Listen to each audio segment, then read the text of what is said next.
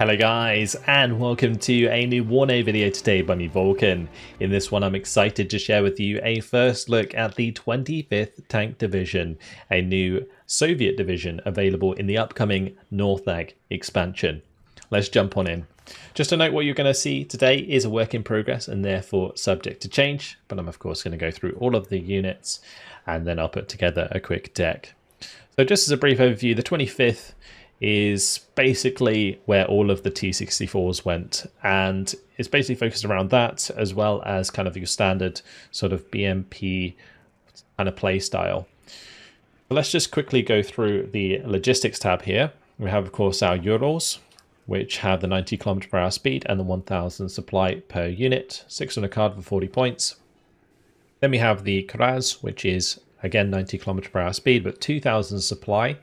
They do also get more health at 8 health. You get 3 on a card for 60 points.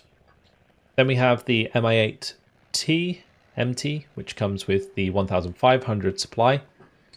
The Mi-9, which is a cheap command helicopter, does get 20% ECM, so kind of matching the Black Hawk on the US side for a command helicopter use. Then we have the BMP 1K3 as your leaders. You can get 3 on a card for these, so that's actually kind of nice, as it does save you some activation points. And then there's also the choice to bring in the BMP 2K instead. Finally, there is the option to bring in the supply depot. Let's move on to the infantry. So first of all, in the infantry we have the military police. These can come in with the military police transport, which is nice because it means you can spread them around. Again, military police trait grants a regeneration bonus to suppression. So if your cohesion is super low, you have one of these nearby, it will help recover that a lot quicker. Really, really useful trait to have. Don't overlook it. There is NSV machine guns, 1400 meter range. We've got the 30mm grenade launcher at 1400 meter range with 55% accuracy. Then we have the Monostrelki. So you've got the Monostrelki leader here. They do now have a smoke grenade, which is nice, but 3 AK-74s, SVD, RPG-22. Their transports, UAZ, BMP 1P with the Fargo, BMP with the Conkers, which is nice, and then there's the BMP 2, which has the Conkers, so you get the 30mm autocannon, and then there's the BMP 2AG, which comes with the grenade launcher there as well. So that's very nice indeed. I think the best value for money you're probably going to get is out of the BMP 1P with the Conkers on it. And then we have the standard Monostrelki infantry. So 7-man squads, 6 AKs, RPK-74 with the RPG-7VL, which is a decent AT weapon. Not going to get through like the highest of front armor, but certainly able to ambush well at closer ranges. Again, you've got the option of the BMP 1P with the Fargo, BMP 1P with the Conkers, and the BMP 2. So not the 2AG in this case. Although the grenade launcher on the BMP 2AG, I haven't had much luck with it in the past. I found ground-based grenade launchers to be pretty good, but the ones on the vehicles never seem to do as well. I don't know if that's just me being weird. Regardless, moving on, we have the Serperi Komroti UAZ. They can come in with the MAV, which is a really interesting new Jeep that can go amphibious. Very cool. And then the MTLB. We got the Sapari that can be brought in with the Gaz or the MTLB. Standard squad otherwise, 7 AKs with the PKM and the Satchel. There's the RPO, which has the long range thermobaric launcher. So they're nice, of course. And then we have the Pulamachiki, which is the triple MG squad. So 3 PKMs with the 4 AK-74s can be brought in with the BMP 1Ps with either of those HGM systems. And finally, Conkers. So infantry tab, pretty simple stuff. Not much we haven't seen before here. Let's move on. So starting in the artillery tab, we have the 120mm mortar, which can be brought in with the MTLB. There's the Gvozdika. You actually get 4 cards of Gvozdika in this division, so you can actually have 12. I think that is more than any other division in terms of amount of Gvozdikas you can bring. So you're going to be able to have a nice Gvozdika battery if you want it. There's 2 cards of Akatayas, which are the 152mm self-propelled artillery, and then the Musta, which is a very, very nice artillery piece indeed. Like, you can just see how all of the statistics compared to the Akataya go up so much more. And like, if I just pin that and we compare, you can see that the range goes from like 17k to 24k. The rate of fire increase, salvo length increase. Salvo length increase is not necessarily a good thing, because generally, like in the case of like the Musta, it might be that if you fire only like, say, 3 shells, and then move it, the next time you fire and you want to fire like 4 shells or 5 shells, you can only fire 3 shells before it reloads again. So that's the only thing I'm a bit worried about with the Musta. But if it fires, you know, 6 shells really quickly, because I think the whole idea of this is it's like an auto-loaded system, yeah, it'll be actually pretty good. Then we have the Grad, the M21 Grad, and finally the Gatin, which is very, very cool as well. Very, very high-powered gun on that thing. I say that, it's still only 152mm, so it's going to be doing the same damage as a Mr. or an Akataya, but does have some serious range. Alrighty, well, moving on to the tank tab. This is where all the T-64s went. First of all, we have ourselves the T-64A OBR-83, which has the auto-loaded 2A46 gun, 20 penetration, 1,900 meter range, not too great, with 55% accuracy. 16 front armor, though, for that range is pretty good. If you're engaging at that range for 150 points, these are pretty good. But moving on, we have the T-64BK, which is going to get the upgraded gun, so 2,275 meter range. In this case, thanks to the veterancy, 65% accuracy. You're still going to be dealing with 16 front armor, though, which does make you kind of vulnerable to things like TOW2s. Like, TOW2s are going to really do a decent amount of damage to you. Then we have the T-64B1, which comes with the NSBT as well, mounted on top for 225 points. Then we got the B variant, which comes with the Cobra as well. So it gets the Cobra missile that it can fire out of its main gun, with the 19 penetration, 2,625 meter range. Then we have the BBK. This is where we start to go into explosive reactive armor territory. So we have the 11 health due to the explosive reactive armor, and they've become vulnerable to like tandem as well. So it's still going to be using the same gun there, but of course, the extra health generally going to help you. Same with the T-64B1V. The T-64B1V is just the same tank, just not a command variant. And then we have the T-64BB, which actually is a really strong tank in WARNO because of the Argona.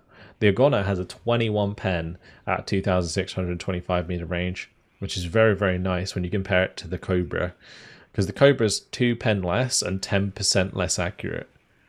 The Argona is a really, really nice aged gem, especially on a platform that has like extra health there, like the 11 health. So T-64BVs, you get 3 cards of these. Going to be kind of scary to go up against in your NATO armor. And moving on to the Recon, we have ourselves the Razvedka. Now the Razvedka, same as usual. They can come in the UAZ KVV, but they can also come in that new amphibious transport, which is actually kind of interesting for some maps because it might allow you to put these Razvedka in kind of really nice positions that the enemy might not expect, because they don't expect you to have like amphibious vehicles, particularly in a deck like this. Like, yes, all the BMPs and stuff are amphibious, but they're not ones you would generally use amphibiously. So your opponent might not be thinking so much that you're going to sneak a Razvedka around the corner across a lake or something due to it having an amphibious vehicle. Regardless, moving on, we have the multi-Razvedka. Now these can be brought in with a big array of transports. We've got the BMP-1P Razvedka, which is going to get that good optics, and the BMP-2. Honestly, the BMP-2 with that good optics is really nice. Then we have the Mi-2, the Mi-8, and also the Mi-8T with rocket pods. So certainly a way to bring in some more firepower if needed. Then there's the BRDM-2s, which I've started to like quite a lot. We've got the BRM, which has been almost a must in every deck that has it, just due to that exceptional optics. We've got the Schmel, which is the first UAZ that made its presence known in WARNO. Very nice. And then we have the Mi-24K with the lovely smiley face. Oh, look at him, so cute. You get those lovely 80mm rockets. You got the 23mm cannons on the side. This thing rips infantry. It really, really does. And finally, what I think is going to be a really, really, really strong unit. This is a Recon T-61B1. And the T-64B1 gets to 2,275 meter range. So you've got a good optics T-64 with 2,275 meter range. That is going to be kind of scary because it can spot for itself and get very, very efficient. All right, AA. AA is pretty simple. Iglas, Barusa. Barusa is radar, so you can use it as seed bait if you want, but I wouldn't recommend it. Just kind of keep it turned off unless you actually need to use it. And then Strela 10M, solid platform because it can fire at the same accuracy on the move. And then the Cub. Cub, really strong, long range AA. All right, moving on to the helicopters, we have the Mi-8T rockets, which is the same one that can be used as a transport for the motorozvedka, just you can buy it in on its own. There's the Mi-8MT with the gun pods, so the 30mm gun pod and the 12.7 by 7.62 gun pod. Very interesting stuff with the 57mm. This has always been solid, again, for destroying infantry. If you're going to bring them in separately, you might as well upgrade to this one as opposed to the standard Mi-8T. Then we got the Mi-24 line, so the Mi-24V with the air-to-air missiles, the Mi-24V with the Kokon missile and 122mm rockets. There's the same, but with the 80mm rockets, and then the AT variant, which comes with the extra Kokons and less 80mm rockets. So just kind of take your pick of what you want these to fulfill as the role. And then finally, in the air tab, we have ourselves the Su-25 line. So there's the rocket variant, which comes with those 80mm rockets. The Rocket 2 variant, which comes with also 122mm rockets. The Su-25AT, which comes with the KH-25ML air-to-ground missile. But bear in mind that this is semi-active, so you do have to kind of keep pointing in the right direction when you use these. And then the Su-25 with the 6 500kg bombs. So not the best paylouts for the Su-25s. I mean, this one's always going to be useful for taking out enemy tanks. The Rocket 1 actually kind of might be useful with the extra 122mm rockets.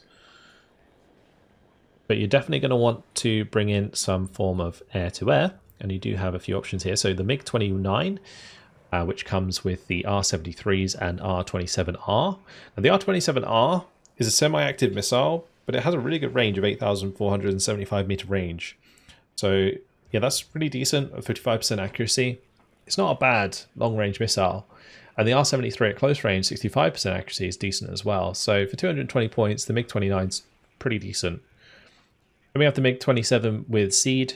If you're going to be using these Su-25s a lot, then you're definitely going to need this. It does come with the anti-radar missiles that have a range of 4,750 meters. And then finally, there is access to the Su-27S. The Su-27S has a lot of missiles. It does have the R-27R. It's basically very similar to the MiG-29, except you've got the exceptional optics and very good agility, and then more ECM, so 10% more ECM on the Su-27. The MiG-29 slightly more agility than the Su-27. Yeah, the extra payload on the missiles, it's kind of nice. I don't know if I'd ever prefer it over the MiG-29 because the MiG-29 is like less of a cost to lose. Regardless, let's go ahead and rip together a quick deck. So, we'll probably start with, let me just check the artillery. Am I going to be going pretty ham with artillery? Yeah, probably. So we'll need a fob. We'll go for Krazes and Urals. We'll take the BMPs as well. In the infantry tab, we will take the Sapari RPO for sure. We'll definitely take normal Sapari. We'll take BMP 1s with Conkers for the most part. I might do some BMP 2s here. And then one with BMP 1s. And then maybe the Conkers or the Pulamachiki. Actually, instead of the Sapari, let's take Pulamachiki. Definitely prefer that. We can't really afford to outbet these actually because of the card numbers. Probably didn't want to take leaders in this tab. I think what we do is just bring Conkers. So that should be enough. BMP 2s, like BMP 1Ps with extra Conkers. We got loads of Conkers there. Yeah, that seems fine. Cool. Then moving on to the artillery, we probably want to go double Grad, double Muster. For the tank tab, it's going to be T-64s. And then thinking for like leader wise, it's probably not a good idea to bring in all of your leaders as tanks because they're so expensive, but you don't really have much other options. So we'll do BVKs as our leaders then. That will give us 7 leaders total, which is more than enough. I am going to want to make sure that I focus on having the explosive reactive armor. I think it's really, really useful to have that 11 health. For 150 points, dotting these around may not be a bad idea. Honestly, it might be pretty good to have like at the start of the game. Like really cheap, upbetted. We'll upbet these as well. We'll focus very hard on the explosive reactive armor. Okay, I'm definitely bringing in the Recon T-64s. We'll bring in the Motorazvedka with BMP-2s. We'll go BRM, Schmel, and Razvedka in the amphibious Jeep. For the anti-air, we definitely want Kubs, Strellas, Iglis. Helicopter. What helicopters do I want? We'll probably go for maybe the Kokon AT variant and maybe like an Mi-24V. And then for air-to-air, we want MiG-27 Seed. And I probably want to try and fit in a couple of Su-25s here. So let's see where we probably don't need extra stuff. If I do that, we can get 3 points back there, which will give us enough to bring in some Su-25s. Okay, let's do MiG actually instead of the Su-27. We'll do Su-25 and 5.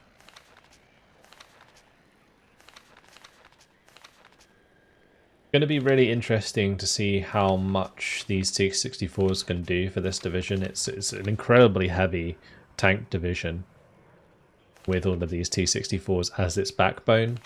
Decent artillery to help it out. But that artillery is going to have to supplement the infantry so much because it's not like the 119th where your infantry can very much fend for themselves due to being like Spetsnaz or other strong units. You basically Motostrelki plus artillery support for your infantry capability, and that is kind of rough. So yeah, I'm thinking maybe going better on helicopters might be a way to do it, or something like that, like taking out the Schmel, bringing in the Mi-24K. But yeah, otherwise that's it. That's the 25th Tank Division. Probably one of the least interesting divisions in the DLC. I think this probably is the least interesting. because it is just a T-64 tank division, basically, with like one new artillery piece. Yeah. Alrighty. Well, we'll see how it goes. I think it's going to be very strong in 10v10s. Just due to the fact that all those T-64 BVs have the Agona, which is really, really nice for those open range engagements. But that is the overall right there. I mean, double Grad's always super strong. The Musters could be really good. T-64 backline, it's going to be a strong division. It's just not anything crazy new. Yeah, there you go. The 25th Tank Division. Hopefully you guys have enjoyed the first look at it. Thank you very much for watching, and I'll see you in the next video. Goodbye.